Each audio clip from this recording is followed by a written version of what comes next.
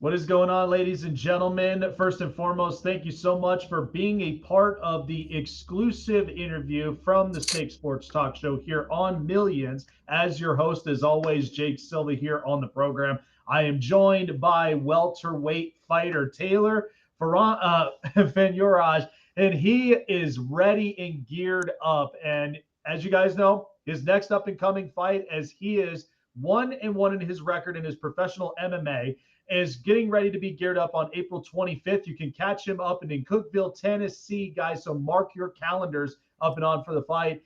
Tayler, I got to tell you, you know, when I look at MMA fighting, there's so much to it. There's the art, the technique, and everything that kind of goes into it. What your body intake, as far as your dietary, how you take care of it, how you recover it, and then at the same time, when you're there in the octagon and in the ring, what you prepare for. So, asking you in your as you're in your professional career, when you're stepping foot into the ring and into the octagon, is there ever a tradition you do that before you take on your opponent, the things you look for and what you kind of get geared up physically and mentally for every time that you get ready for a fight? So right now I'm an amateur.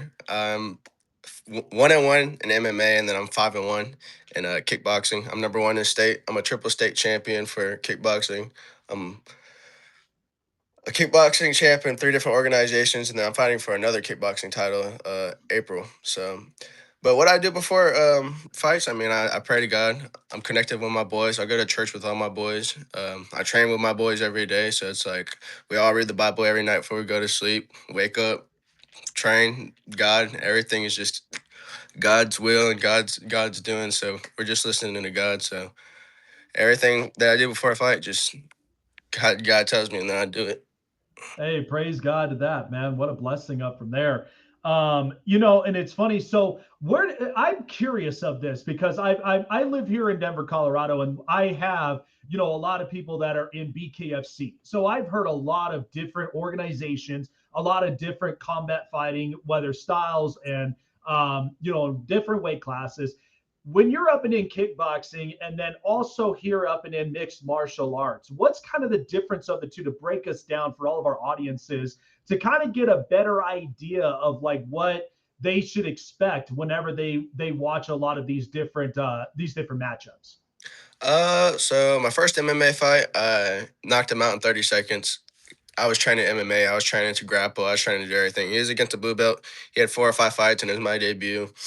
And he went for a takedown, threw him off, knocked him out, and that makes the difference between kickboxing is just knowing how to grapple and knowing how to be prepared to grapple because it's a whole nother thing that you have to work out and actually condition for because you can be as conditioned as you want and like in striking and standing up, but I'm telling you, once you go to the ground, next round, your arms and legs are going to feel totally different than just going 5 rounds of kickboxing. So I say just be conditioned for everything. That makes a big difference. Gotcha, gotcha. Makes a lot of sense. Was there ever, especially going into your amateur career and getting ready for your professional, was there ever a mixed martial artist that you looked up to growing up that you really idolized more of like, I love his technique. I love the way he strikes, or I love the way he grapples, or even just throwing haymakers and specialty moves that he had. Was there ever anyone that you looked at and you just said, man, I love the way he fights. I love his style. I want to be able to watch more of that and find a way to replicate it to where it's made my own as I continue going on through my career? So yeah, my technique is really known as like a full blast, full type of go. Once I go, I'm in there. So I looked up to Mike Tyson ever since I was little. He has a good inspirational story, and I can relate to him because I moved in with my coach, and I'm putting it all on the line. That's all I do. So I understand how Mike Tyson feels, and it really is a lonely sport. And if you want to be the best, you gotta do what it takes to be the best.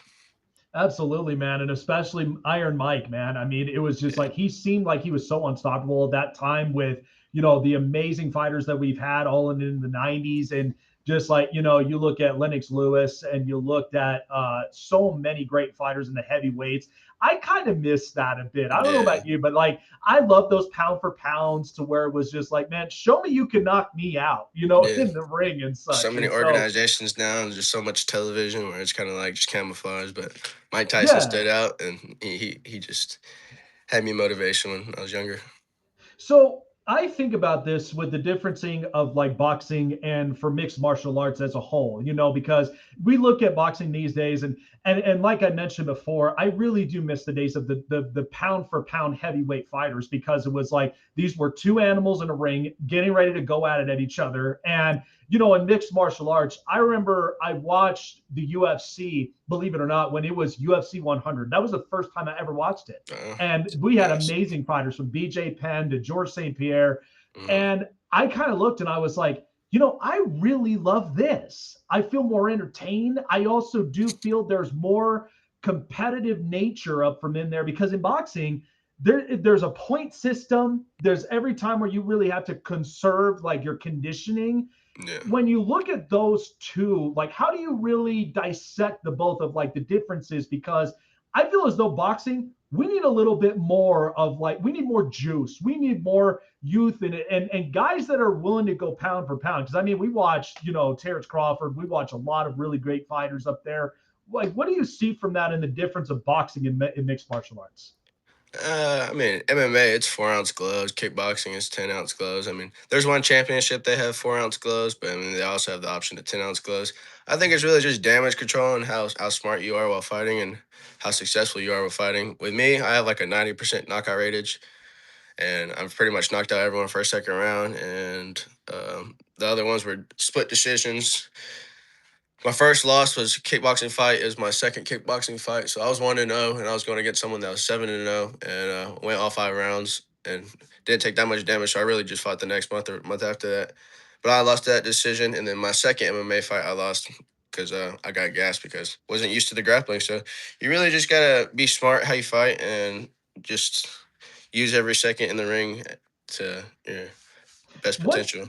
what's the feeling like, right? When you go into like the full rounds, like ultimately anybody that goes in and is like you mentioned before, you knock the guy out in 30 seconds. Yeah. It's like there's that feeling, but then there's also that long lasting feeling when you're in five or three full rounds. And like, what's the differences of those feelings? Because I feel like you put your body and your mind through so much because you're trying to navigate different holes, different loopholes, right? And so you're trying to figure that out of really taking down your opponent. So what are the feelings of those two like? It's really just a chess game at the end of the day. I mean, because you can go against someone that's awkward, so they can last a couple rounds and then they just fade away, or you can just go against someone that's terrible and you knock them out first round. And then I mean, you can go against someone that's technical and smart, so you're just really just picking at them and just seeing what you can pick in the 5 rounds, and whatever happens happens pretty much. Yeah, no, that makes a lot of sense, man. And it's funny because like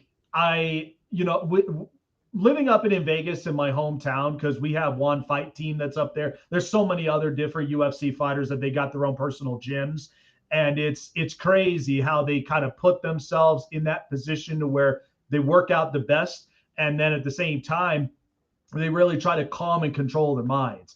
Was there ever something that like when you're trying to get your mind right, when you're facing adversity, you're facing against the pressures, what's the best thing that you do to really kind of calm and ease the mind to keep you more steady and focused and stable?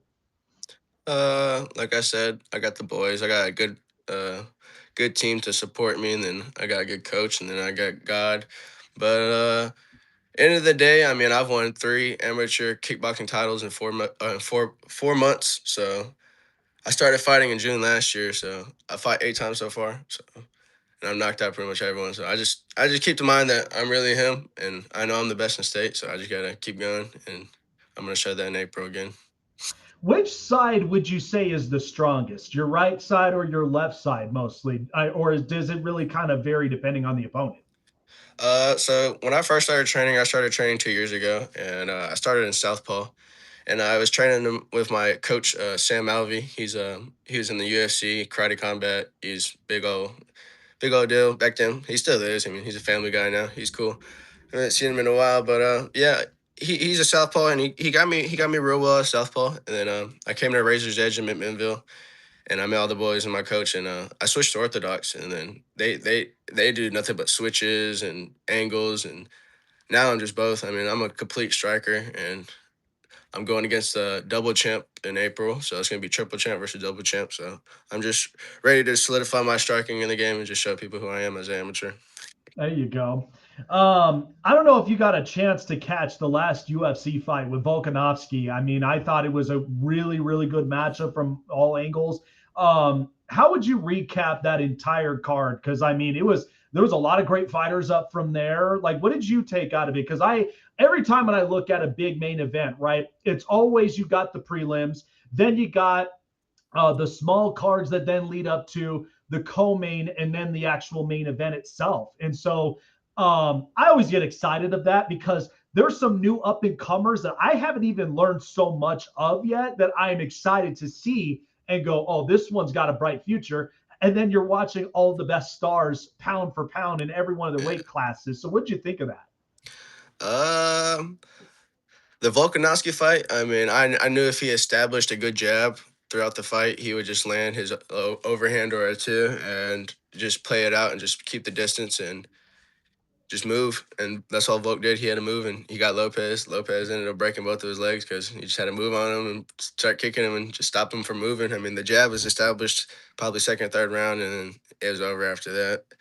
And I knew it was going to go decision. And then the other fights, who was there? The heavyweights. I mean, if Taffa wanted it, he could have got it. He just kind of quit mid fight, and that shows you conditioning wise. Even as a heavyweight, I mean, I wouldn't see John Jones getting tired like that. I mean, you just gotta, if you want to be the best, you gotta be the best. And obviously, they weren't doing the conditioning they had to do every single day to do what they had to do. So, who else was there? Honestly, I forgot. I just remember the heavyweight fight in bulk. But that shows the difference between both of them. If you want to be the best, you gotta do what it comes to be the best. You gotta move, condition fast, and just not be fat. And yeah, literally.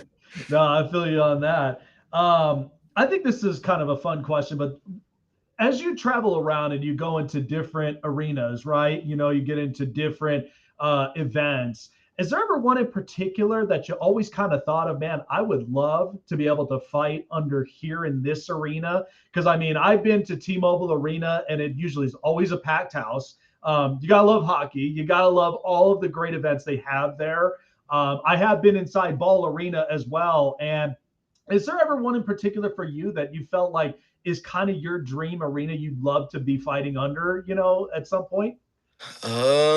Arena. I'm not really familiar with all the arenas and what the names are, but I'm interested in fighting in like New York, like with the ball or whatever. That'd be pretty badass. Mhm. In Colorado, I lived in Colorado in high school, so I know a couple of people there. I know Hmm. Victory MMA. That's they got Elijah Smith. I don't know if you know him. Mhm. He's an upcomer. He had that big old slam, that Rampage Jackson slam on that Asian dude. Yeah, Yeah. first dad and son duo in Colorado. Yeah, I trained with them, so I'd love to come up there because I have other best friends that also train at that gym. And in Nashville, I mean Nashville, where the Nissan Stadium, I'd love to Mhm. fight there. If they throw, I'm pretty sure they throw fights there, or just anywhere in Nashville. I mean, I love Nashville. I love Tennessee. I love where I'm at right now. But and then I mean, I guess like if we're talking about crazy stuff, I mean like Tokyo. I mean like some Rampage Jackson, one championship, just going across the world and just solidifying who I am when the time comes. I mean, the dream is the dream, and day by day, I'll get to that. And honestly, right now, I'm just focused on amateur, and then after that, wherever pro takes me, pro takes me. Absolutely, man. And you got long ways to go, man. But it's exciting, though. That's always the best part of, building upon a great career. I got to ask, even when after a fight is done, right? Or even when you're preparing up for a fight, is there ever like in the middle of your dietary, you have a favorite snack, you have like a favorite food that you love that like you never have to worry about like we're like obviously meeting your weight and such, right? Is there ever one that like, I need my fix, I need my fill in or something like that? Is there ever one you go to? So yeah, every fight that I fought has been at 165 to 175. Mhm. And this upcoming fight, I'm going for a double division champ. So for one organization, I'm already the 175 champ in there. So now I'm cutting down to 155. And honestly, what I've been doing is just making this tuna dip, and I mean, you could just mix it with different sauces. I mean, it fixes to fix it just some type of dip, and I mean, anything low cal. I mean, you can really just finesse the system and just make anything. You just got to look at how you make it and what you do.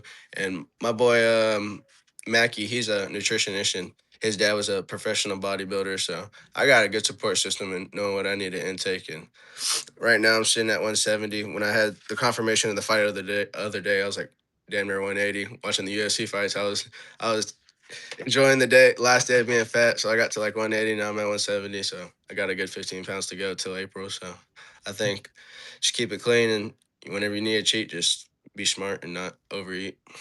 Well, I'll tell you what though, because even myself, like I'm weighing in at 205 pounds. My biggest thing is trying to obviously build and yet cut more to build more lean muscle and make it more stronger. Not too much to a point where I can't move as much, but enough to where I'm basically like I kind of feel like the super dad. I just welcomed in my firstborn son, and so we're Nice. he keeps me up and on my toes, and so that's always the best thing. But my biggest my biggest thing I try to keep accountability more on is I got such a sweet tooth. And so I found out about this product. I don't know if you've ever heard of it before, but Deutsch Snacking Foods. I found out about this product and there's so many great things about it. And it's also vegan and vegetarian friendly as well. So Deutsch Snacking Foods, delicious, healthy cookie dough that you can enjoy either baked or raw, just right up and out of the spoon. And the key ingredients is it's gluten-free, dairy-free, and soy-free, making it suitable for various dietary needs. And it contains low sugar and is a high in protein that you can enjoy as a treat without having to feel the kind of guilt every time when you're like, man, I want something that's sweet. I want something that's really good because it's got flax seeds. It's got all sorts of really good nutritional ingredients too, and helps out for a healthy dietary, even when you're looking for like that late night snack, whether you want to bake a couple of cookies here and there or you just want to eat it straight up from the tub itself. But Deutsch Nice. Snacking Foods, man, I would highly recommend it. Even if you got a late night where you need a little fill in, that's always my go to. That helps me with my sweet tooth. Awesome. All right. Well, man, I appreciate you for coming on by Of up and onto the course. program, man. Guys, definitely check him out. He is getting ready to get geared up on April 25th up and in Cookeville, Tennessee. You do not want to end up missing out on the match. Welterweight fighter Tayler Phanyoraj, I am so happy to have had you up and onto the program. Take care of yourself and good luck, man. Good luck. It's Awesome. going to be a Appreciate you. fun time. Absolutely. Follow me on Instagram, Taylor the Terminator. There you go. Terminator. Love it. Awesome. Appreciate you, brother. Absolutely.